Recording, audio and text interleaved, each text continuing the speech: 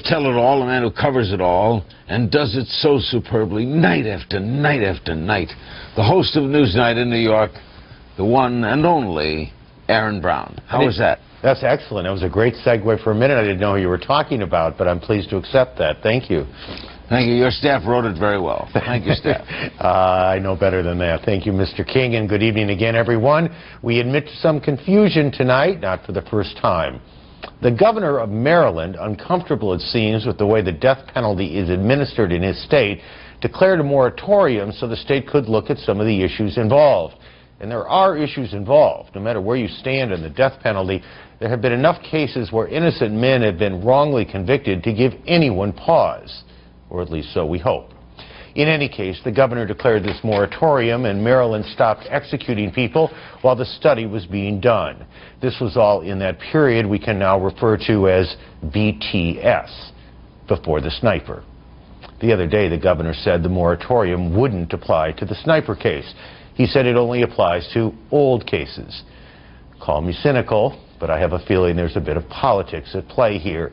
Either there are institutional problems with the death penalty in Maryland, or there aren't. Could it be, just a possibility, that the governor, faced with a certain outcry from people who want the death penalty here, caved into a political reality? Now, to us, it looks a bit silly, and what is really strange is that he didn't have to do it at all. Even in the climate of this moment, there was not going to be a trial, a verdict, a sentence, and a set of appeals in the sniper case by April, when the moratorium was set to expire.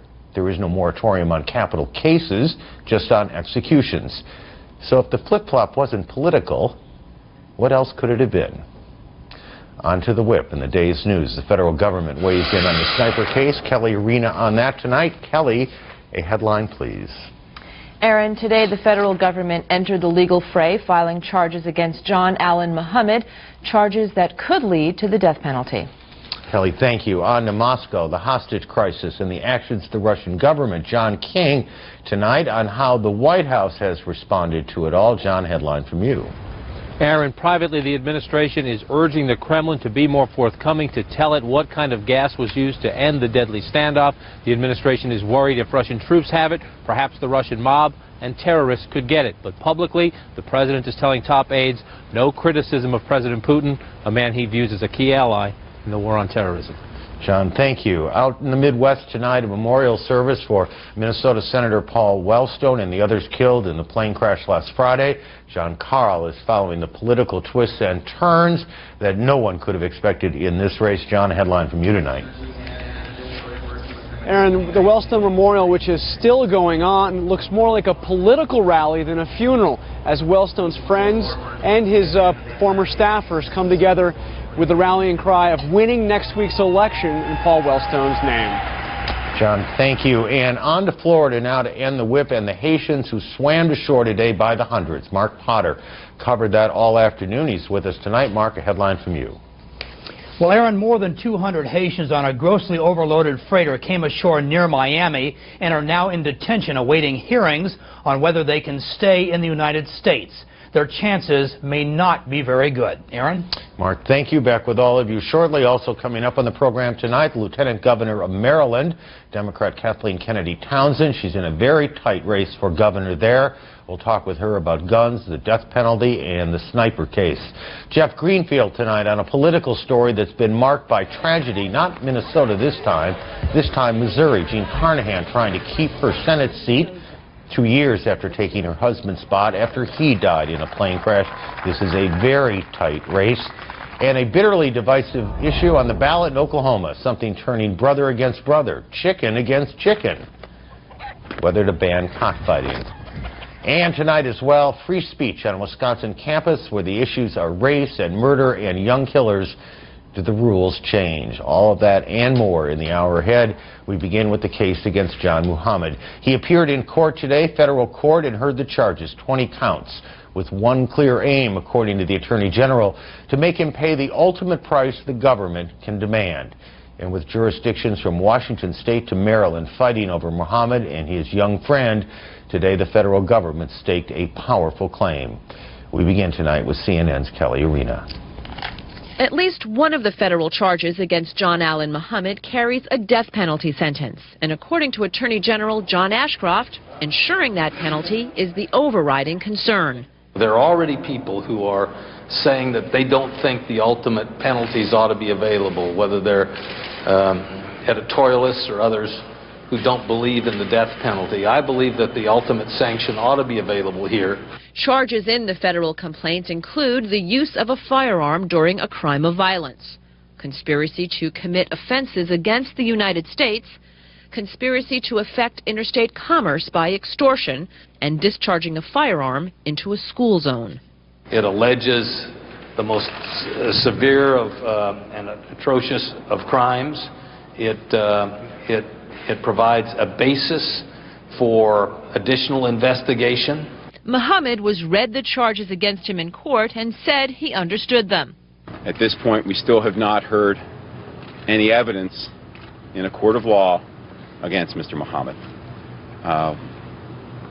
We know a few things at this point. Mr. Muhammad is a 41-year-old father. He was an American who served in the Persian Gulf. He was honorably discharged from the United States military.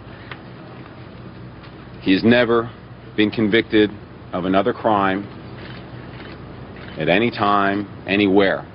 The government's complaint does not name the younger suspect, 17-year-old John Malveaux, because he is a juvenile. But it is expected that he, too, will be charged with federal capital offenses, though he cannot federally face the death penalty.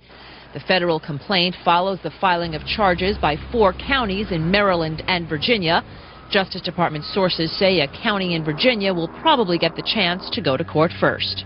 Virginia jurors are much more likely to sentence someone to death than Maryland, and executions are much more likely to be carried out in Virginia, including executions of minors.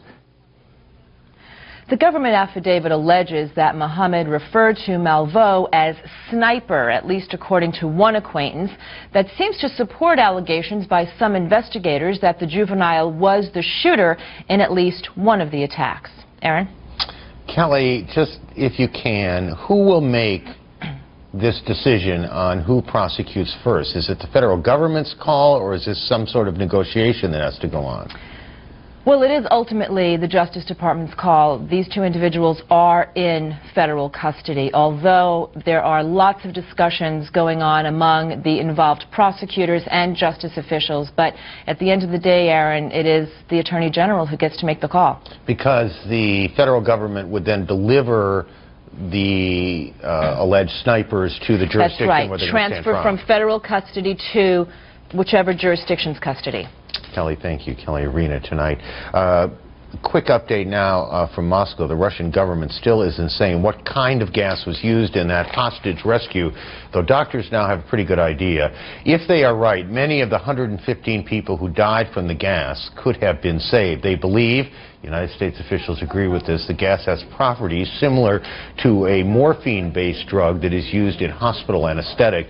They figured it out after trying a number of different treatments, and the one for morphine is the one that worked. Experts say if victims had gotten it quickly on the scene, many would have survived. There was no medical attention on the scene. One other note, officials now confirm an American is among the dead. Sandy Booker was an electrician for General Motors in Oklahoma. He had come to Moscow to bring his Russian fiancée back to the United States. The reaction now at the White House and the balancing act for the president. In private, there is concern about the loss of life and especially all the secrecy surrounding the gas.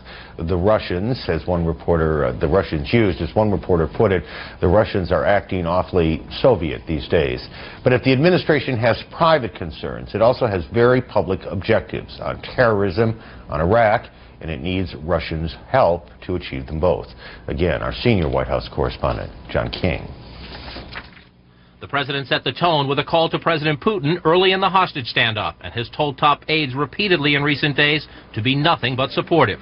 The president makes no mistake about who is to blame for this. The people who put people in harm's way are the terrorists who took the lives. The solidarity with a man Mr. Bush calls friend comes despite Russia's refusal to tell the United States what type of gas it used to retake a Moscow theater from Chechen rebels.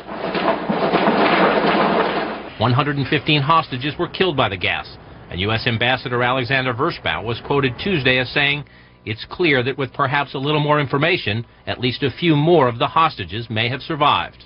Administration sources tell CNN the State Department quickly told the ambassador there should be no public criticism of the Russian government.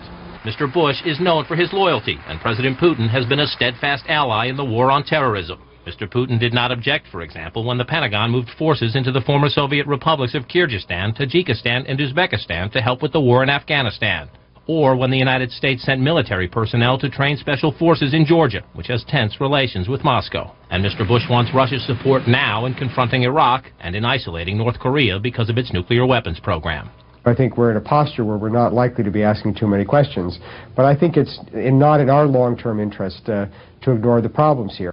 U.S. officials believe the gas was fentanyl, a fast-acting opiate, and one worry is that if Russian special forces have the drug in gas form, that the Russian mob or terrorists might be able to get their hands on it. Senior officials say the administration is making it quite clear to President Putin that it believes it is urgent that he be more forthcoming. But in private, top aides say here a president who himself has taken some controversial steps to fight the war on terrorism is not about to openly criticize a leader he considers not only an ally, but a friend. Aaron? Does anybody at the White House know or believe they know why the Russians have not said what the gas is? President Putin is a former KGB chief. He is a man prone to secrecy. They believe that he will react to public pressure in Russia, let alone this international pressure, and come clean more. What the White House argument, Aaron, is that, Mr. Putin, you would quiet the criticism if you would explain the tough choice you face. No one here questioning that the Russians had to react to the hostage crisis. They say President Putin should be more open about his choices, but they also say this is a cultural question. The Soviet Union is now Russia. It has been a democracy for some time, but it does not have open press. It does not have open government. The transparency that we are used to in the United States is still very much a work in progress in Moscow. And prior to September 11th a year ago, how did the United States government refer to the Chechen separatists? Were they called terrorists then, or is that a word that came into play post 9/11? That is the key point. Everyone in this administration acknowledges September 11th changed everything. Prior to September 11th, the Clinton administration and the Bush administration more publicly critical of the Russian government, saying, yes, there are some terrorist organizations in Chechnya, but overall it is a political issue, a civil-civilian strife issue, and that it should be settled politically. That is still the administration's position, that it should be settled politically, but after September 11th, the rules changed. This government still has people held in Guantanamo Bay and elsewhere who have not been charged for more than a year. The changes the president has implemented in how he defines terrorism here at home have broad international ramifications, and we're looking at one of them right now. John, thank you very much. Our senior White House correspondent John King with us tonight. More now on the U.S. effort at the UN Security Council. The Russians and the French still publicly opposing a tough American resolution on Iraq. But today the administration appeared to back away from forcing an early vote on the measure. Instead, the order of the day and perhaps the rest of the week seems to be more arm-twisting, more wordsmithing, and a lot of back and forth in French.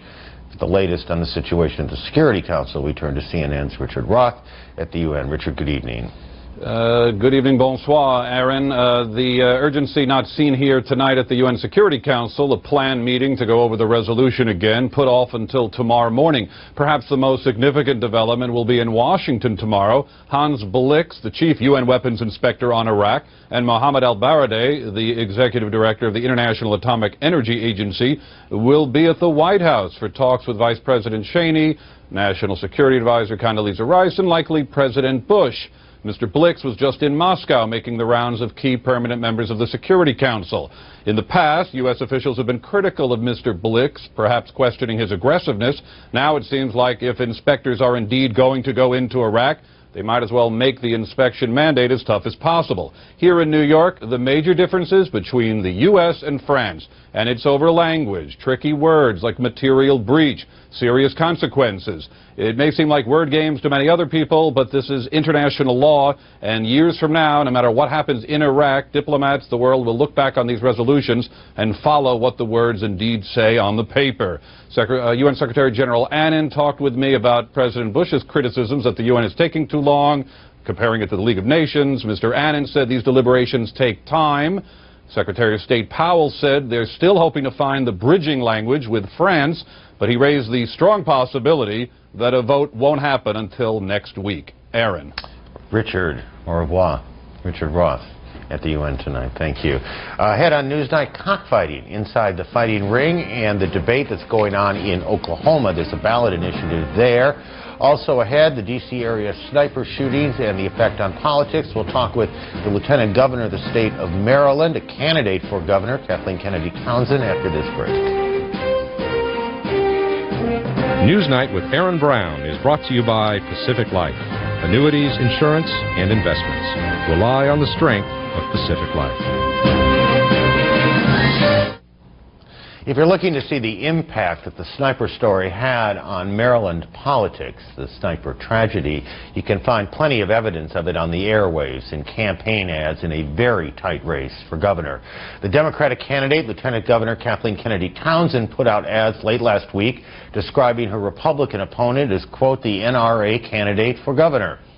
Soon after, Republican Congressman Robert Ehrlich criticized Ms. Kennedy's record, Ms. Townsend's record, on crime in his own attack ad. We want to talk about politics of guns, the death penalty, where the sniper suspect should be tried, with Kathleen Kennedy Townsend. We, of course, also extend an invitation to Congressman Ehrlich, and we hope and expect that he'll come talk to us before this week is out. Lieutenant Governor joins us from Washington tonight. Nice to see you. I apologize for messing up the introduction. Let's talk about the... You know what? A lot of people get it mixed up. You're not alone. It doesn't that I'm matter. sure of. It doesn't matter at all. Serious business here.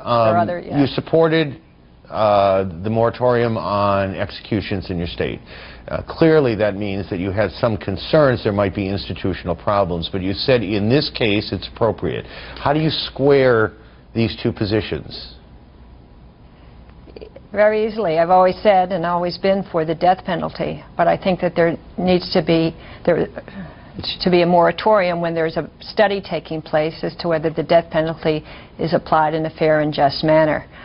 There is no question, but in this case, that this is a death penalty case and should be applied here. So the question has to do with whether these other cases were appropriate death penalty cases or whether the trials themselves were fair.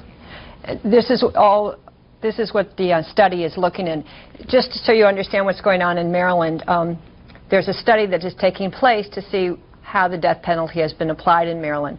During that time, I thought it made sense to have a moratorium because you would hate to have somebody executed and then the study determined that the death penalty wasn't applied in a fair and just manner. That's a very, very serious consequence, and you don't want to second guess yourself, especially if the study comes out and said that it wasn't fairly applied. So I believe that the study, which is supposed to come in with its findings in December, the legislature will then have the opportunity over the next legislative session to work with the next governor to figure out is the death penalty applied? How should it be applied more fairly and justly? If it has to be, you know, we don't even know the results of the study. And the moratorium, I've always said, would be lifted by the end of next April. It does not apply to these cases that are going forward. It really only applies to waiting to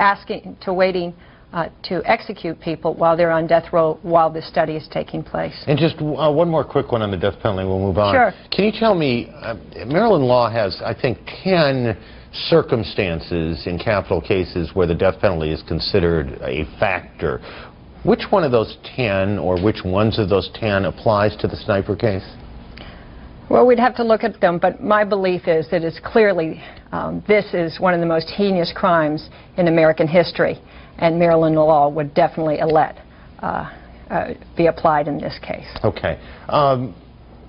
Just a kind of overview here. Has this horrible tragedy that took place in Maryland and in Virginia, has it become the overriding issue in the campaign? It is an important issue, but there are a number of other important issues. People want to know, what we're going to do on education, and I've got a plan to reduce class size and have early childhood education. People want to know about prescription drugs wherever I go across the state of Maryland, and I've got a plan to reduce the cost of prescription drugs by 28 to 55% for our 200,000 seniors that don't have prescription drugs. People across our state care very much about the Chesapeake Bay and our beautiful environment, and again, I'm the candidate who wants to protect our bay. This is, of course, an important question, which is how are we going to have common sense gun laws in the state of Maryland, and how are we going to make sure that they're enforced? And again, there's a big difference, as you know, between my record and my plans and my opponents. I've fought very hard to have common sense gun laws for a long period of time, and today I announced a proposal to make sure that we could have ballistic fingerprinting for assault weapons. We are already one of 2 states in the country that have it for handguns, but I think it makes sense to have it for assault weapons as well. I also propose that assault weapons be regulated by a gun roster board so that we have experts deciding whether a gun meets the definition of an assault weapon. Right now, we have a federal law, but as we saw in this case, it's easy to get around that federal law by making minor adjustments in the shape of the gun, and it gets around the intent of the law, and I don't think that's the right thing to do. Ms. Townsend, just as briefly as you can, because we're really tight tonight, would these have been issues? Would you have raised them? Would the ads have run? Would they have been issues if the sniper tragedy had not happened? Well, we certainly were having the questions on both of these. Whether we should have ballistic fingerprinting was raised earlier this summer and the gun roster board, because both of these issues had been raised by my opponent when he was asked which laws should be looked at and maybe even changed or repealed. He pointed to these 2 laws. So obviously, interesting enough, these are the 2 laws that he had raised earlier this summer as objects for repeal, and I'm saying no, not only shouldn't they be repealed, they should be expanded. Ms. Townsend, thank you for joining us. Kathleen Kennedy Townsend, the Democratic candidate for governor in Maryland. And again, we hope the Republican will join us before the week is out. The invitation is out there, and we assume it will be accepted. Coming up on Newsnight, crying foul over cockfighting. The issue hits the ballot in Oklahoma. Straight ahead, hundreds of asylum seekers along Florida's coast. Certainly the most dramatic pictures of the day. This is Newsnight on CNN. We were, like many of you, we suspect, watching the pictures come in from South Florida this afternoon as hundreds of Haitians poured over the side of a boat into the bay and tried to swim to shore. One shot in particular tore our heart out. A little girl was being lowered into the water, and she had on this beautiful white dress as if she were going to church, as if her parents really understood the wonder of this place, the United States. They got it, it seemed to us, and through this little girl they were paying their respects.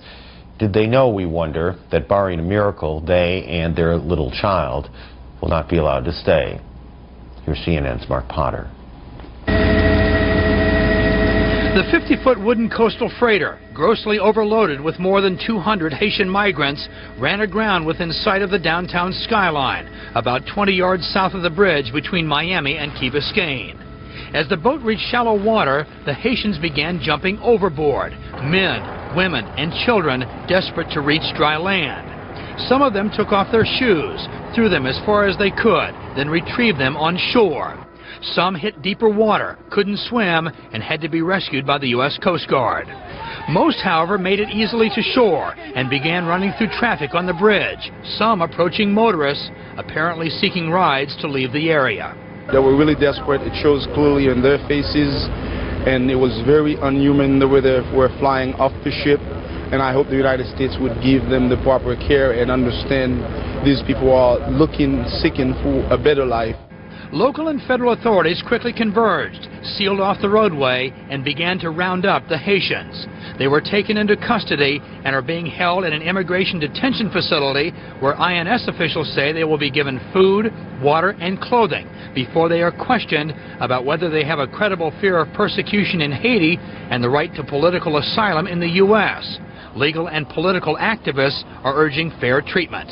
If they do demonstrate that political fear, what should be happening is that they should be released to relatives or friends in the community. Equal treatment for all! Equal treatment for all!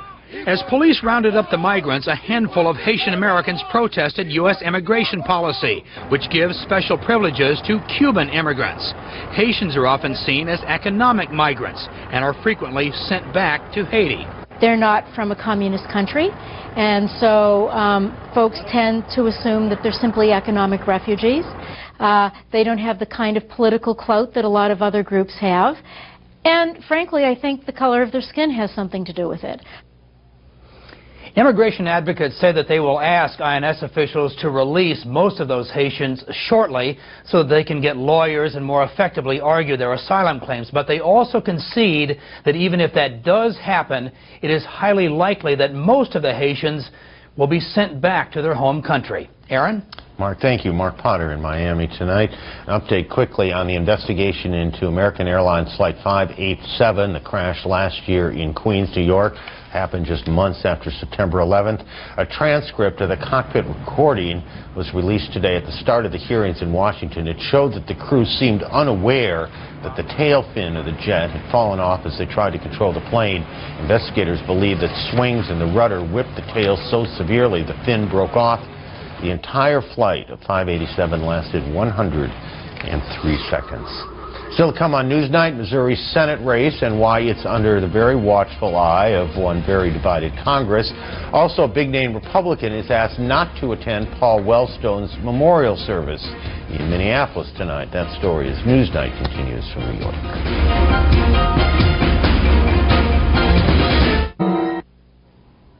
Strange mix today in Minnesota. Strange, but as it turns out, not all that rare.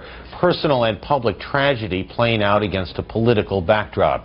With just a week to go before one of the tightest elections in memory, sources tell us former Vice President, former Senator Walter Mondale has agreed to take the late Senator Paul Wellstone's place on the ballot. He'll make a formal statement tomorrow. Tonight, though, he went to the memorial service along with fellow Democrats and Republicans and all the people who will be going at it hammer and nail till Election Day. As we said, strange mix. Here's CNN's Jonathan Carl.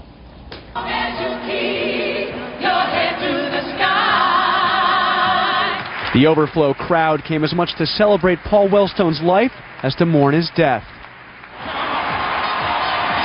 In attendance, a political who's who, including Bill and Hillary Clinton, Al Gore, and more than half the United States Senate, including Republican leader Trent Lott.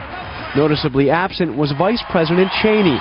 The Wellstone family declined his offer to attend. Politics is not about money. A campaign-style video made for the service closed with a reminder that Wellstone's death came in the midst of a hard-fought Senate campaign, a campaign that is about to begin again. We will lead the way. This is the state I love.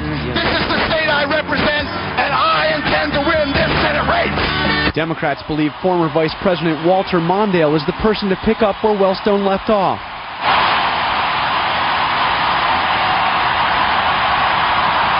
Mondale is expected to be tapped to replace Wellstone as the Democratic nominee at a hastily planned convention Wednesday night.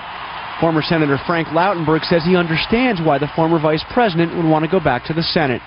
Walter Mondale once said something to me after he had served as vice president, and I asked him if that was the best job he's ever had. He said, no. He said, the best job one can have in government is in the United States Senate. Democrats say the old green bus Wellstone used as a campaign trademark will be put back to work for their new candidate in a race they say will be more about Wellstone and his legacy than about the person running to replace him. The beat-up old bus was on display outside the arena, where the overflow crowd remembered Wellstone, fully aware there isn't much time to mourn, with an election just a week away. As for the Republicans, their candidate, Norm Coleman, suspended all campaign activity on Friday after news of Wellstone's death. But he hits the ground running tomorrow morning, 6:15, wheels up. He goes around the state, continuing that Republican campaign. There's only 6 days of campaigning left, and they'll be using every minute of it here in Minnesota. Aaron? John, thank you. Jonathan Carl in Minneapolis tonight. President Bush will be in Minnesota campaigning for Mr. Coleman on Sunday. In many ways, the vote this year in Minnesota echoes the one 2 years ago in Missouri. There, a popular politician died 3 weeks before the election, but his name stayed on the ballot. and a deal was made so that if he won, beating the now Attorney General John Ashcroft, his wife would take the seat. He did, she did, and now Jean Carnahan is trying to hang on to that seat as if control of the Senate hangs in the balance, which it may. Here's CNN's Jeff Greenfield. It mirrors America more than any other state. Its 6 million people crowd into big cities and spread out over farms and small towns. We don't care what Mr. Crump don't know. It lays claim to birthing the blues. I could be holding you tonight. While the town of Branson draws millions to the mecca of country music. And if you want to know where America is politically, you come to Missouri, the state that, with one small exception, voted for the winner of every presidential contest of the 20th century. And this year, once again, Missouri is an American microcosm, producing one of the closest, most hotly contested Senate races anywhere. The incumbent, 68-year-old Jean Carnahan, who was named to fill the Senate seat won by her late husband, Governor Mel Carnahan. He died in a plane crash 3 weeks before the 2000 election, and he wound up with more votes than Senator John Ashcroft did. That inexperience, says St. Louis Post-Dispatch reporter Deidre Shesgreen, is a target for Republicans. And the Republicans have tried to raise questions about her competence during her 2 years in the Senate, suggesting that she's essentially lost in the Senate. While her campaign is working feverishly to get out the Democratic base vote, minorities, and labor, Carnahan stresses a more centrist message. I have worked with the president. In fact, I voted for the tax cut. I voted with him on the education, Leave No Child Behind program. And I have worked with him and voted with him on the defense issues. Her opponent, 46-year-old Jim Talent, here at a Republican fundraiser with the First Lady. With 8 years in the state legislature, 8 more in Congress, and a photo finish loss for governor 2 years ago, he's a rare challenger with more experience than the incumbent. I think my record is what I've been emphasizing the most. I have a strong record of performance in the House. I chaired the Small Business Committee. The commercials, unsurprisingly, stress somewhat harsher themes. Carnahan is anti-Missouri. She admits the Bush energy plan would create Missouri jobs, but then votes against it. Talent, endangering the elderly.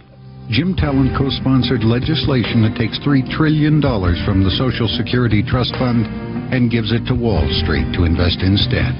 Yeah, well, I'm hoping y'all can get in. Yeah. In their debate last week, Carnahan challenged Talent's criticisms of her votes on defense and national security. I would not doubt your patriotism, nor would I doubt the patriotism of any member of the United States Senate, Republican or Democrat, and I don't want you to doubt mine again. You don't question anybody's motives, much less their patriotism, when you talk about votes. As if the Senate race isn't close enough, tens of thousands of provisional ballots may be cast on Election Day. That could mean it will take days, maybe even a couple of weeks, before Missouri knows who its senator is and before America knows which party controls the U.S. Senate. Jeff Greenfield, CNN, St. Louis. Head on Newsnight, holding welfare responsible for children gone bad, very bad. The issue, the controversy, and the university student who started it all. When Newsnight continues from New York. We want to revisit a story that shocked all of us last month. A man in the inner city of Milwaukee savagely beaten to death, allegedly by a mob of teenagers, some younger than that, kids using shovels and pipes and baseball bats and boards. It was one of those stories that screams the question, why? Why did these kids do it? It's something editorial writers have been trying to answer, including one student at the University of Wisconsin at Waukesha, except the answer he's given, and especially the way he's given it, has created an enormous controversy on campus. Dan Hubert believes it is welfare that's destroyed responsible families and parents. African-American leaders haven't done enough to promote a sense of right and wrong.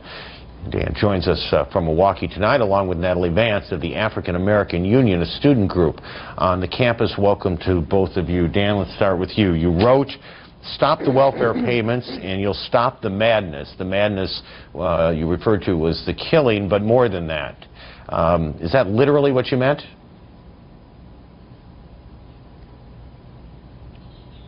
That's a bad start. Dan, can you hear me? Can you hear? There's nothing. Apparently not. Yes. Okay. I'll tell you what. Well, let's try and fix that. We'll go on to something else, and we'll come back to that without the big windup. Quickly, a couple of stories from around the world tonight. Terrible fire in Vietnam. At least 54 people were killed in Ho Chi Minh City, more than 120 injured in a fire that began in a disco. The death toll expected to rise. No word yet on what caused the fire, but several big fires in recent years in the city have been blamed on electrical problems. More trouble in Italy tonight at Mount Etna, Europe's most active volcano. It wasn't dangerous, it's beautiful, isn't it? The volcano has been spouting enormous amounts of lava and ash. Today, a violent earthquake hit the area. More than 1,000 people have fled their homes. The Italian government has issued a state of emergency, but at this point, there is no word on any serious injuries. Having done that, let's go back to Milwaukee. I'm going to assume that everyone remembers what we're about to do, okay? Dan, let's go back to you. Dan Hubert out there in Milwaukee. You wrote that if you stop, I want to get the quote right, stop the welfare payments, you'll stop the madness, the killing, the drug use, the rest. Is that literally what you meant? I felt that my article reflected that ending the welfare payments would, instead of driving the family apart, would bring it back together again. I feel that welfare payments in general really drive the family apart, and these kids didn't have parents who were around to give them the attention and the time that they needed. As far as, that's my point. Okay. And what's happened since is that there's been a considerable backlash. You've been called a racist. There are people who have called for your expulsion from the university. Correct? Yes, that is true. I feel very hurt by that. If there's one thing that you can't call me, it's a racist, because I stood up. In my article, I was standing up for Charlie Young Jr., who was beaten to death by a mob of monsters.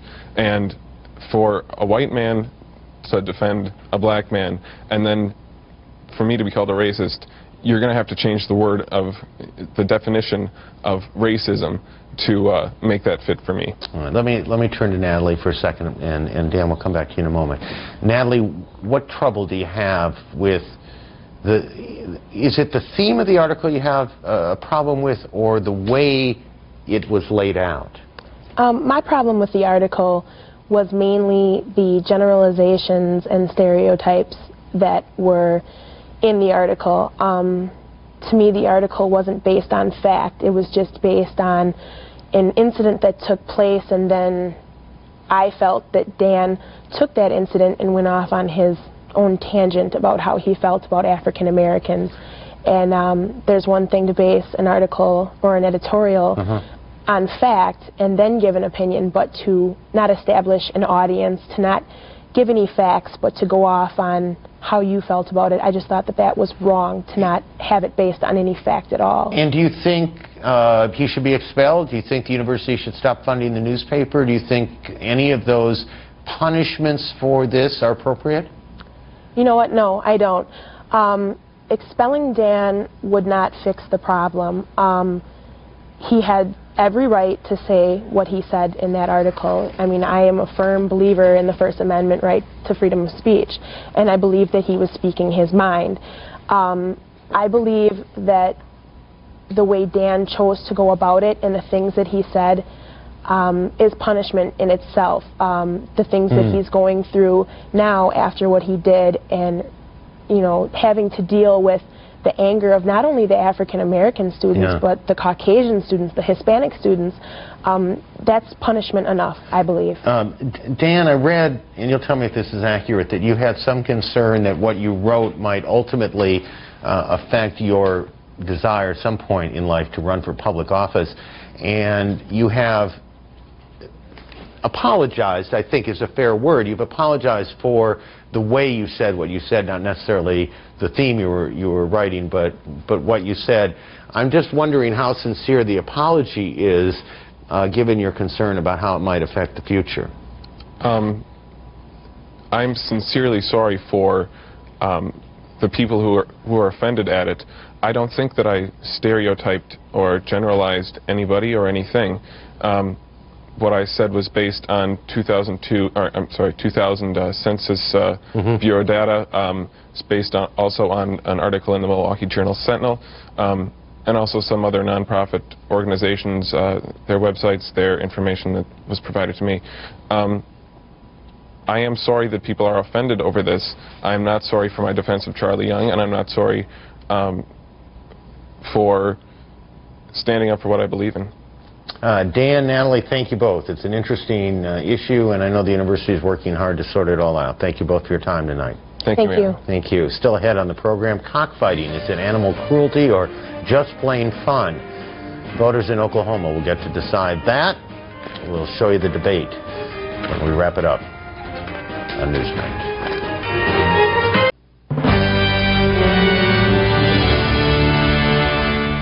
Finally from us tonight, one more political story. Lots of interesting initiatives on the ballot on Tuesday, including 687 in Oklahoma. Boy, it certainly has the ruffles feathered on the rooster lobby. Here's CNN's Candy Crowley with an explanation. There are 202 statewide ballot measures this election season. In Oklahoma, State Question 687 is for the birds. The issue is human cruelty.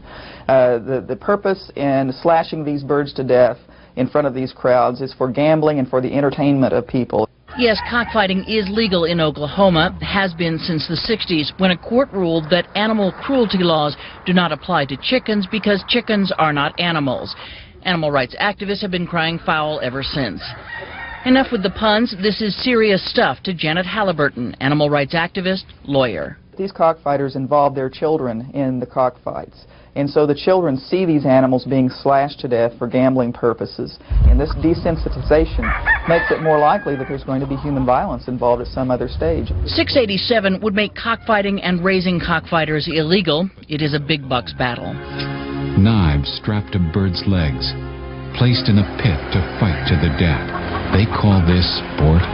Oklahoma City, with its faux river walk, trendy restaurants, and yes, coffee shops, may seem an unlikely spot for a divisive debate over cockfighting. But the truth is, you don't have to leave city limits to find a view and views that are very different. Devin Smith, husband, father, radio ad salesman, game fowl breeder, cockfighter. Well, I enjoy the competition of it. Just to be honest with you, there's a competition. Maybe it's a man thing. Smith sees 687 as an overwritten first step by out-of-state liberals to take away his freedoms and change Oklahoma culture. There are fewer bucks on this side, but enough to make the point. But their long-term goal is to outlaw fishing, hunting, rodeos, all animal sports. They say these sports are cruel and inhumane. Sportsmen, it's time to wake up. These California radicals are here. There is no bridging this divide, no middle ground, not even any commonality of facts. This, say animal rights activists, is what a cockfight looks like. Cockfighters won't allow pictures of the real thing, but Smith says this is more typical. As you can see, neither rooster is injured at all. He describes a rural community of people who love game fowl and pump $100 million into the state economy. He says he uses tiny leather boxing gloves on his roosters and that mostly in Oklahoma the roosters don't die. You've been lied to. You've been lied to. She describes an Oklahoma embarrassment, an underworld of gambling and criminals supported by a blood sport. She's been at this for years and now senses victory. He's been fighting and raising game fowl for 30 years, and he senses momentum. The animal rights activist support is slipping away like a California mudslide, as I like to say. Candy Crowley, CNN, Oklahoma City. That's all. We'll see you tomorrow. Good night.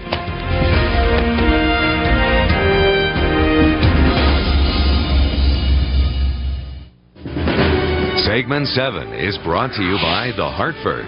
Always thinking ahead.